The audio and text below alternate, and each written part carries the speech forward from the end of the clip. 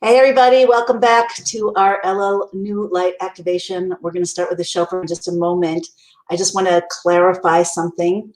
We started the first day of Rosh Chodesh, the first day of the new year, which is actually not Elul. It was the last day of the previous month, Menachem Av. So the count of the days started to feel off. That I'm saying day 4 when really it's the 3rd of Elul. So now this is actually the 4th of Elul, and we're just going to start from now on. We're going to count according to the actual days of the month and not the activation itself. So I hope that's not too confusing. So let's start with the shofar and then we'll jump right in.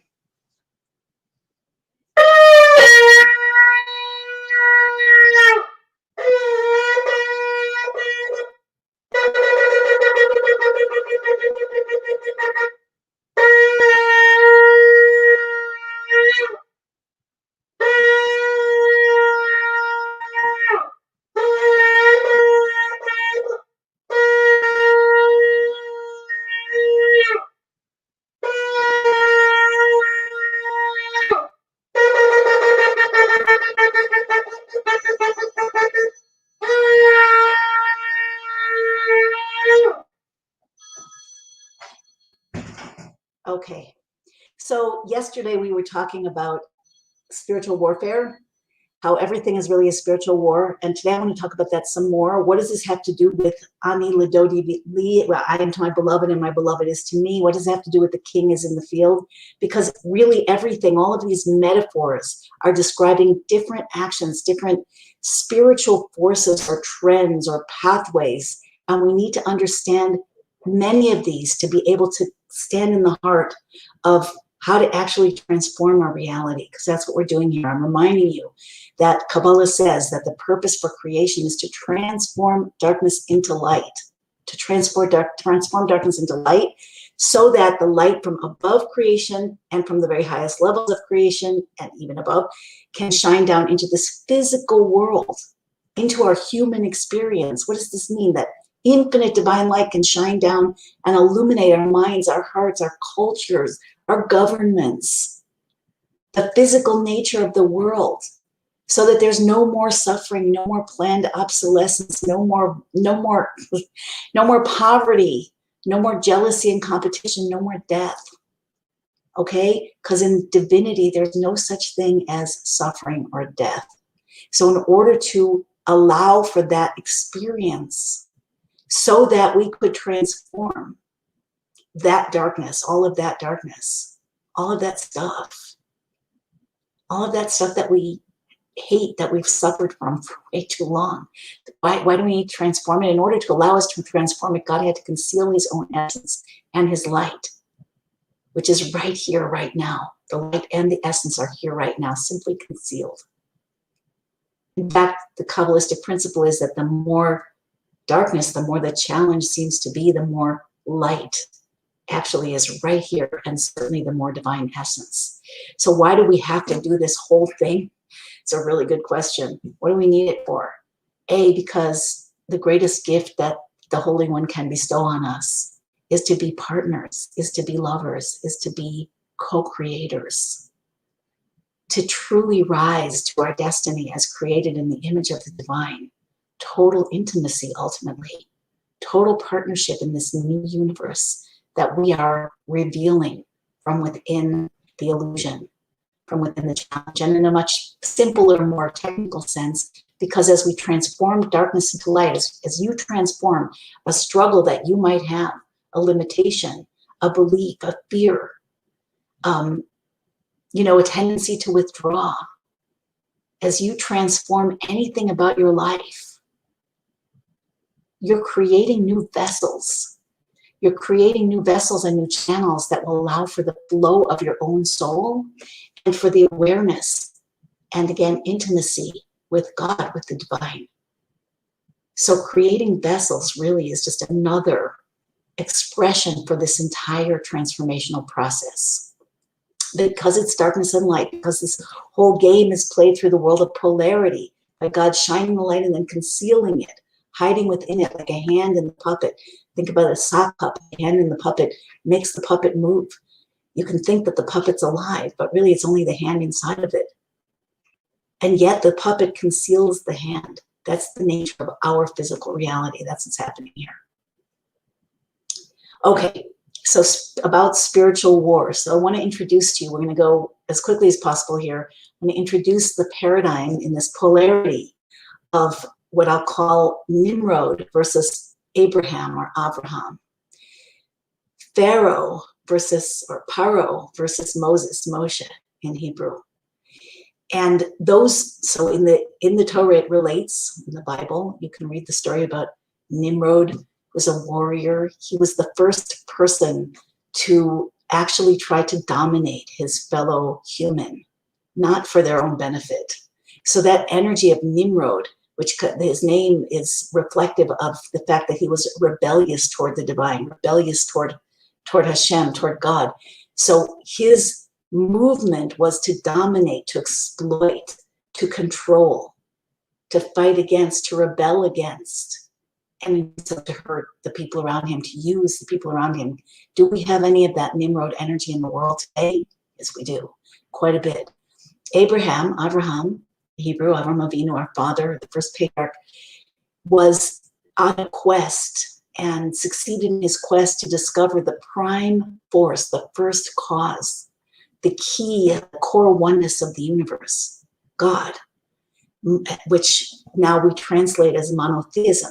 But any realization, any knowing that there's only one, any knowing that there's a divine hand in this puppet that we call the cosmos, the multiverse, that everything is created with one intention by one creator, no matter how multiplicitous it appears, even no matter how conflicting or turbulent or warlike this universe appears, there's one. And that's the gift of Abraham. So do we have Nimrod exploiting ego on steroids, dominating, rebelling, or do we have Avraham, seeking oneness, complete connection and openness, self-nullification to the one, alignment with the one. Same paradigm with Moses, Moshe, and Pharaoh, that Pharaoh, Paro, in Hebrew, believed and wanted others to believe that he was God, that he was the biggest, most powerful entity that there was, which is one of the reasons why Egypt was then, those days, the capital of black magic, the international capital of black magic, where people would go from all over the world to study occult arts, again, to learn to exploit and control nature.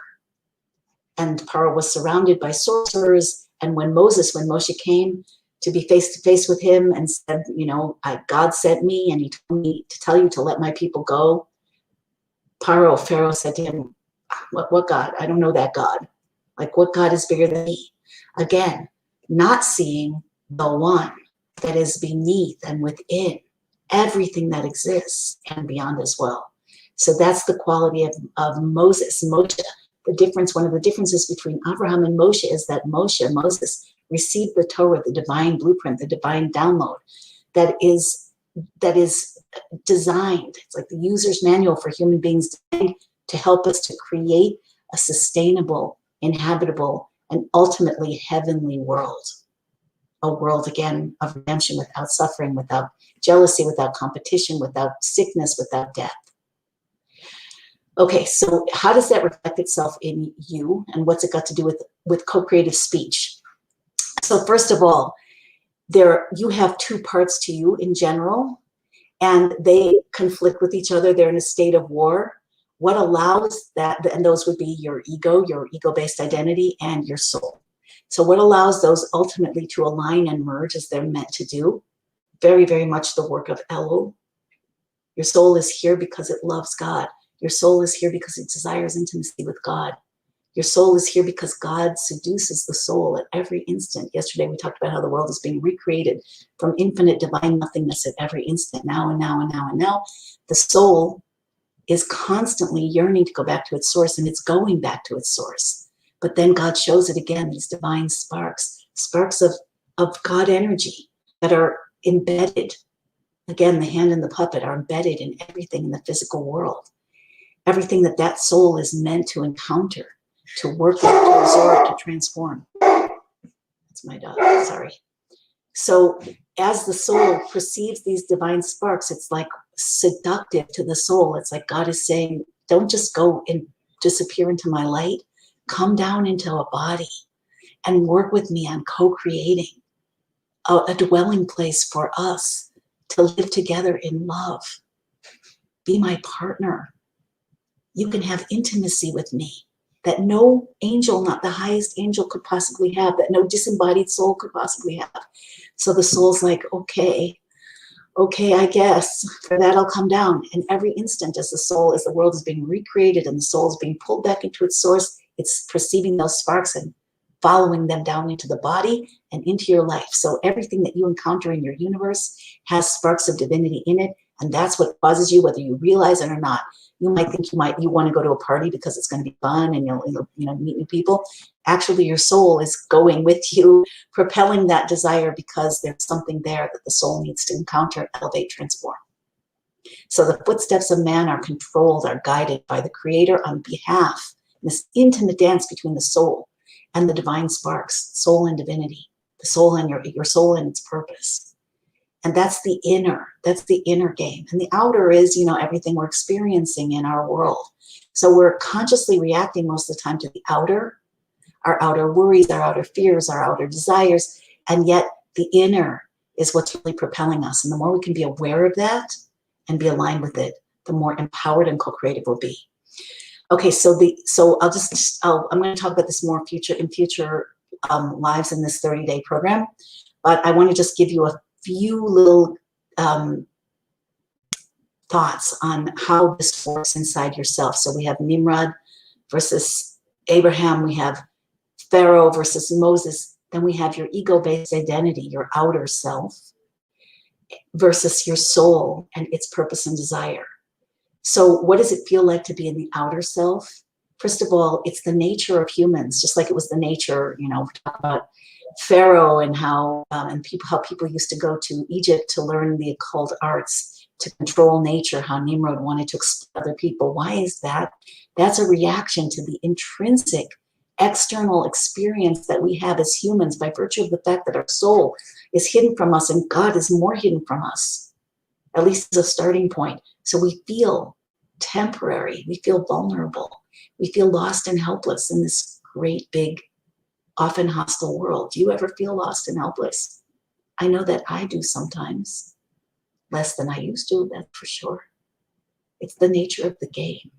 The outer self is made, and we're born into a world. I was actually listening to a call on medicine health earlier today, and the speaker said, we're born, and as soon as we're a certain age, we realize we're not here forever. How cool is that? It really hit me. It really struck me. Like, it's true, this feeling of being temporary and vulnerable. And even if we can manage to forget that, the fact that life is a struggle, the fact that there's always something that we're missing. It's the nature of the game, and yet it's very difficult for our human selves, for the outer. So again, the purpose of creation is to transform darkness into light. That's part of the darkness. We need to go into the inner. The more you're connected with the inner, and the more the inner of you and of reality shines through the outer, the more aligned everything becomes, and the more life satisfies both body and soul, both ego and soul. It's not about suppressing one part of you on behalf of another. It's about alignment. It's about revealing. So as the ego self, we tend to want to, as the wonderful Sarah Yehudit Schneider puts it, we have the grabbing instinct that we want to have more. We want to have more money in the bank, more food in the pantry, more food in the stomach, more love, more respect, more honor, more friends, more attention, more power. Depending on who we are, we want more of this, that, or the other. But we want more, again, to compensate from that external feeling of being not enough, of having not enough, of literally, of being subject to planned obsolescence. So the instinct to have more, to be right, to feel more solid, to feel more secure, to control life, not to allow for change, all of this holds the outer, holds the ego-based identity in place. What we want to work to replace it with as we move through Elul and activate new vessels for new light, make new connections with Source and with our own selves, rectify the past, complete the past, and prepare for a new future coming in on Rosh Hashanah. So there'll be a quantum leap forward in our destiny. So we want to start to connect to different parts of us. We're going to do an exercise in a minute, closed eye exercise, where we're going to actually play with this, and you're going to see how powerful it is and with the role of speech.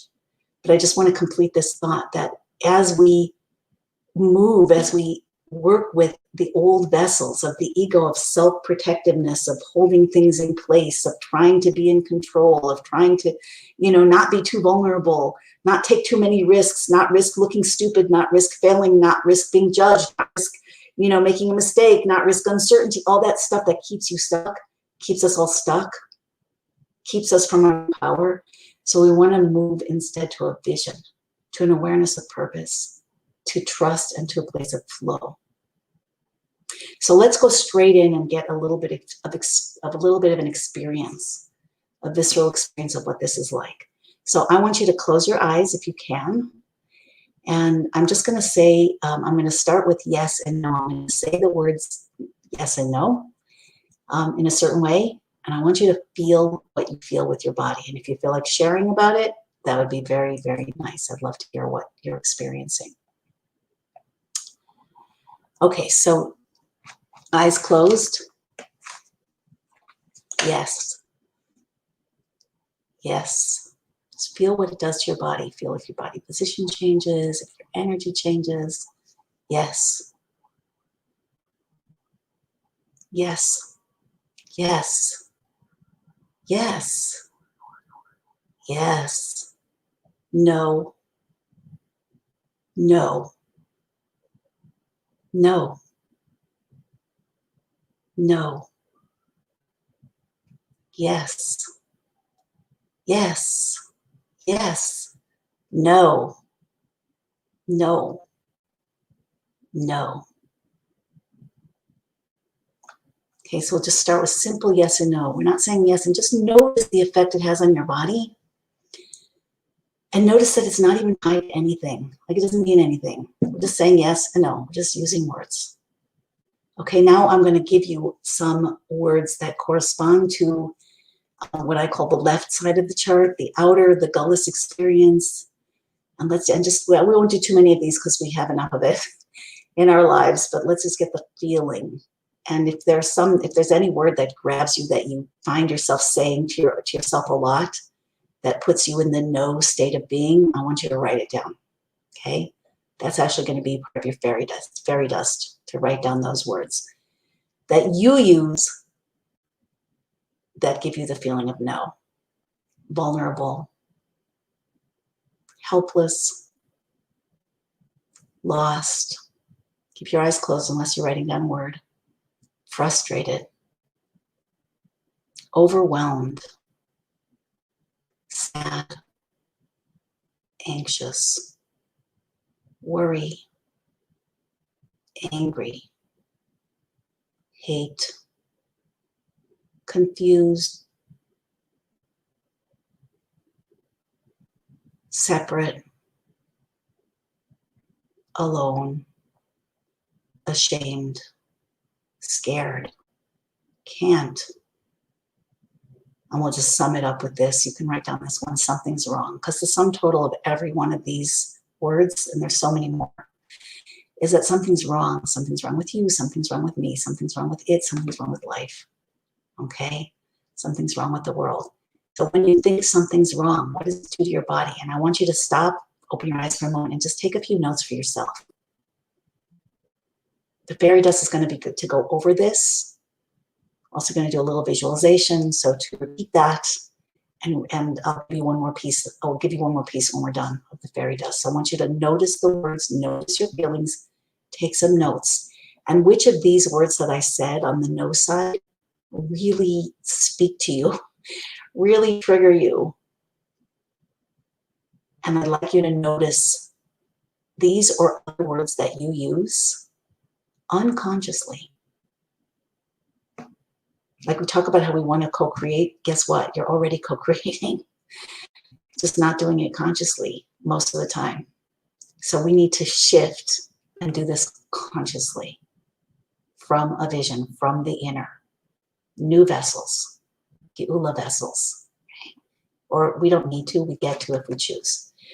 All right, so part one of your fairy dust, write down 2, 3, 4, 5 words that trigger the energy of no. As Marcella's sharing, total energy drain. Yeah, it's, you know, if you notice your body position, we tend to go backwards to hold the arm, you know, to cover ourselves, to protect ourselves. That's what the ego programming does. And guess what? It's not your fault. It's not easy to be an ego, an identity, a human that's not connected to the inner infinity and the flow. Because the world otherwise, whoa, you know, every day that we can live proactively, wow, we're heroes. So we want to shift that. We want to open and align. All right, so you're writing those words down, not just the ones that I mentioned to you, but I want you to notice. I want you to watch yourself for the next hour or two and notice the words that you use that will drain your energy, that will shut you down, that will put you on the left side of the chart, that will put you in a dull state. And here's where I want to say that most of the 95%, research shows that 95% of the things we say to ourselves, we say typically over and over again and unconsciously. So we want to bring it to consciousness because consciousness equals choice. Notice your words. They'll have special triggering resonance for you. They're the ones that you've said thousands, hundreds of thousands, maybe millions of times. Okay, so just bring them to consciousness. Yeah, Shana says something's wrong is a major trigger in the storyline. It's something's wrong is the sum total of this for all of us. The feeling that something's wrong. It's a killer, literally. Okay, enough of that. Let's go again. We're going to go to the yes side. So close your eyes again and just flow with this and feel what especially, if the word especially speaks to you, if it gives you a really nice feeling, write it down, okay? Flow. Freedom. Love. Joy. Bubbly. Happy. Connected. Caressed. Beloved. Pleasure. Beauty. Aliveness. Thrive. Bliss. Power. Supported. Intuitive. Inspired. Uplifted. Protected. Guided. Partnership. Together. Rich. Abundance. Prosperity. Sovereignty. Belonging. Magnificence. Glorious. I'm just, these are just the ones that are coming to the top of my mind. There are many, many more. I don't want to make this too long.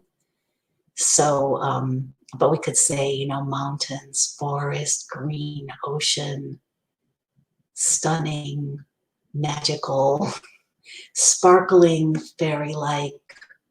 You know, there's no end. There's a time in my life when I used to walk a lot every day, like I'd walk several miles in the woods and up and down blocks, and just it was my meditation and my joy.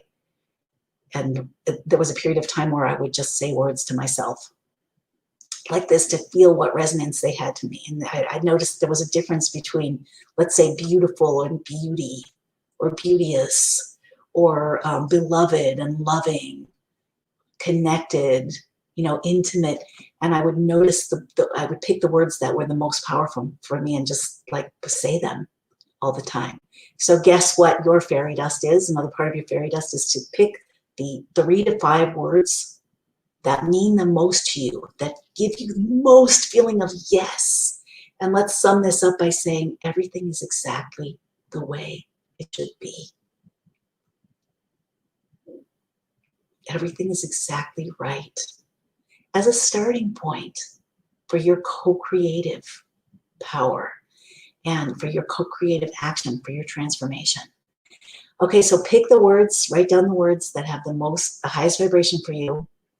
And we're going to be, the assignment is we're going to be doing a little bit more. We're going to be doing going inside a little meditation. After you pick these words, so I want you to write them down now. 3 to 5. These are not the words that you're going to end up stuck with for the rest of your life. You can move forward. I've been playing with words for a long, long time now. It's just amazing to see how quickly you can shift. So I just want you to really notice this. By the way, some of the words I'm working with intensively right now are freedom, flow, and aliveness. But, you know, for you, it might be trust. It might be supported. It might be floating. It might be buoyant. It might be exuberant, effervescent.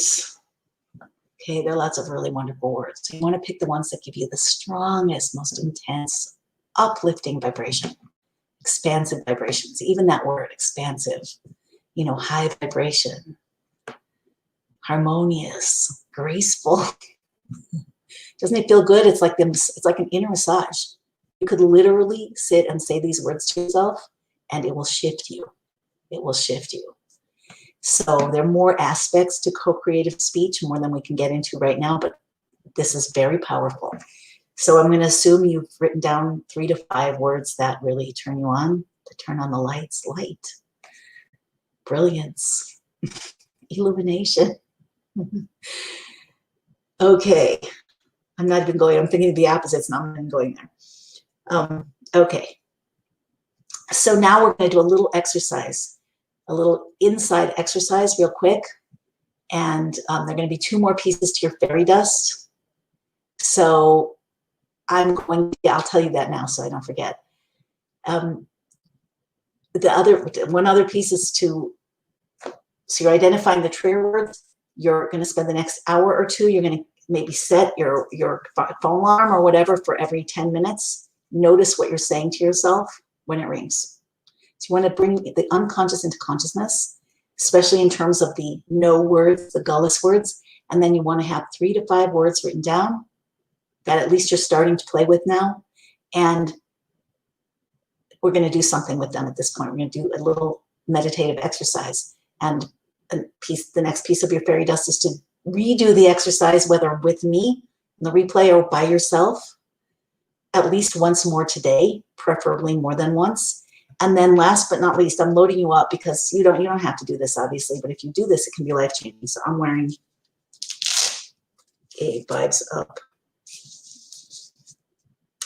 frequency raising, EMF protecting bracelet. So when you find yourself, this is advanced, this is the advanced fairy dust. It's so recommended.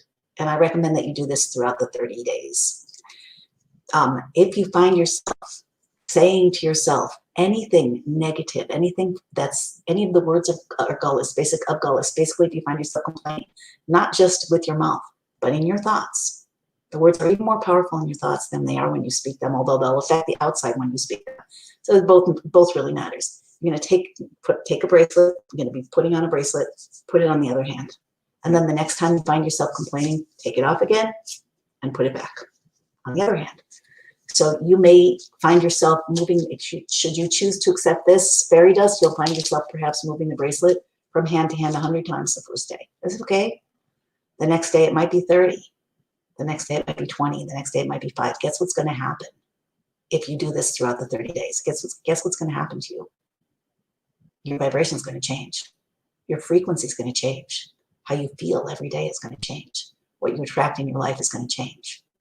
Your power to rectify the past year and complete it and to set yourself up for a whole new year is going to be magnified exponentially. So what I've just told you is a gift for you. And it's up to you whether you want to use it. Okay, last but not least, this is way longer than I intended. We're going to close our eyes and we're going to take your 3 to 5 words, and we're going to spend a moment and you're just going to connect with them. So I'm going to be connecting with freedom, flow, aliveness, joy.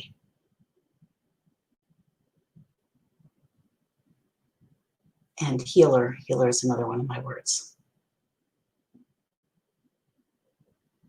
Feel how you feel it in your body. Feel where you feel it. Feel what it does to your energy. It's a closed eyes exercise. We want to wire this in. When you change your consciousness and you change your emotions, you change your wiring, you change your life.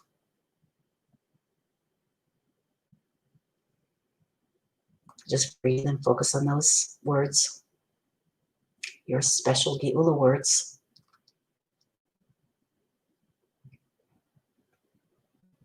Now I want you to imagine waking up tomorrow. Actually, you can imagine leaving this call.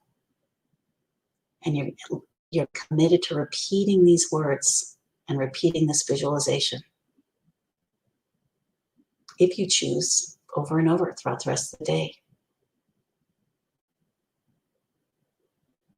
What does it feel like when you get up from the call? Who are you going to see? Are you with your family? Are you at work?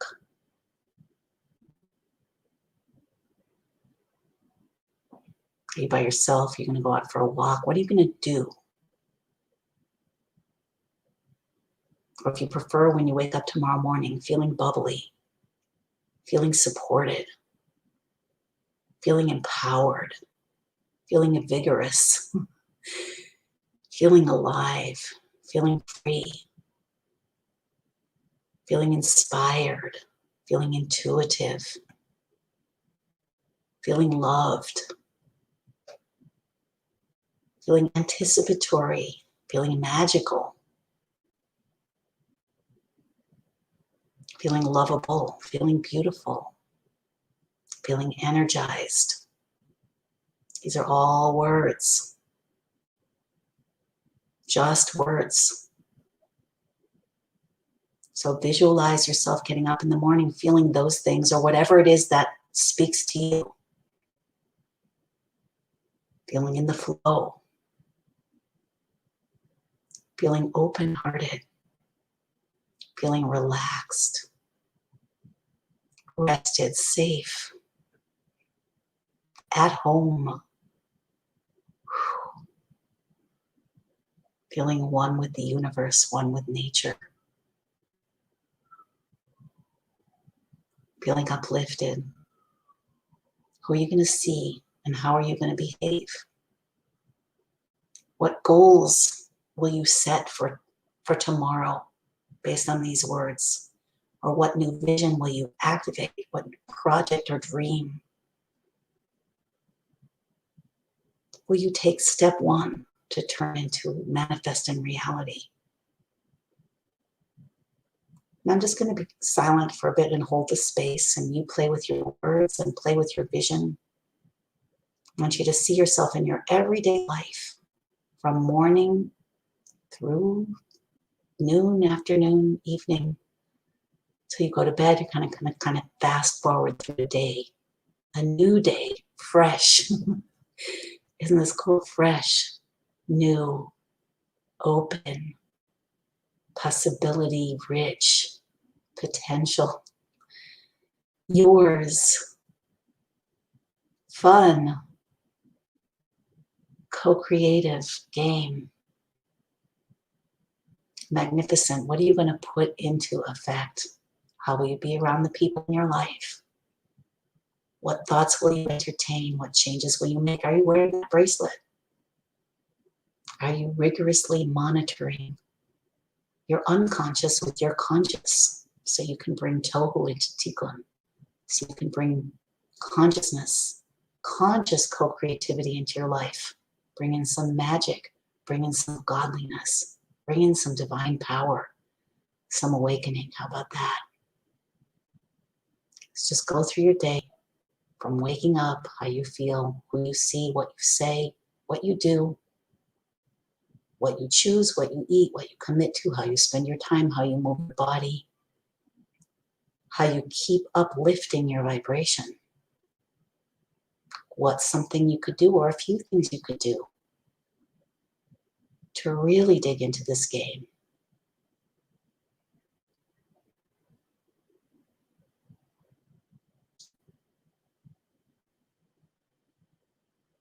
What could you add to your environment that you could look at that would uplift you or make you feel magic or make you feel expansive, beloved, supportive, cared for, protected, blessed, miraculous?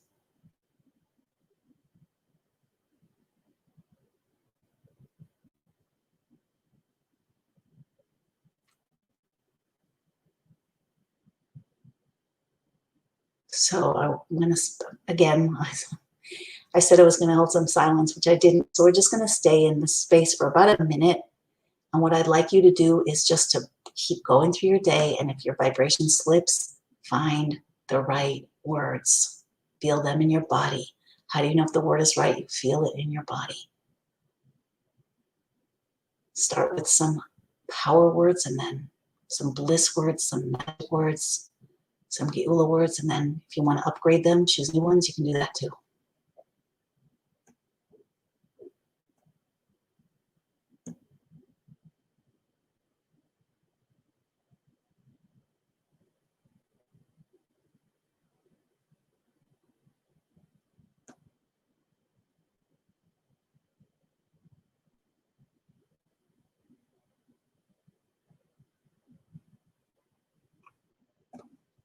All right. If you take this on, you are well on your way to a magnificent transformational Elul, to activate a new light that's already here. And I hope you can see that from this little game that we played, that it's all right inside of you. Like every station is there. You want to be on station for inspiration, station co-creation, as opposed to station airy, stagnant, stuck. We don't even have to go there. Okay, so the fairy dust, just to recap, listen to this again if you need to hear it. Otherwise, redo it at least once today. The sooner the better. And then again before you go to bed, just as you're falling asleep. You want to monitor your gullus words, your no words. You want to bring them into consciousness, write them down. Notice when you use them. Get a bracelet, switch it. Switch it whenever you hear yourself complaining. Notice those repetitive thoughts. Consciousness equals choice. Okay, then you want to take your 3 to 5 new words that's part of that exercise of imagining it, and then see what it is that it opens for you. See what it is that it opens up as a new possibility. Extra credit, take one small step toward making that new opening a reality. Abundance, majesty, oh, that's beautiful. Brilliance, calm, gratitude, energy, family, security, joy. There's no end, you guys. There's no end. We're wired to gullus. That's the ego. That's the Pharaoh in you. That's the Nimrod in you. That's convincing you that this doesn't matter, that this isn't important, that you don't have what it takes. It's a lie. Master co-creative speech. Bring the unconscious into consciousness. Play this game. Use your brain. And it'll be a different life for you. Okay, much love. See you tomorrow. Bye-bye.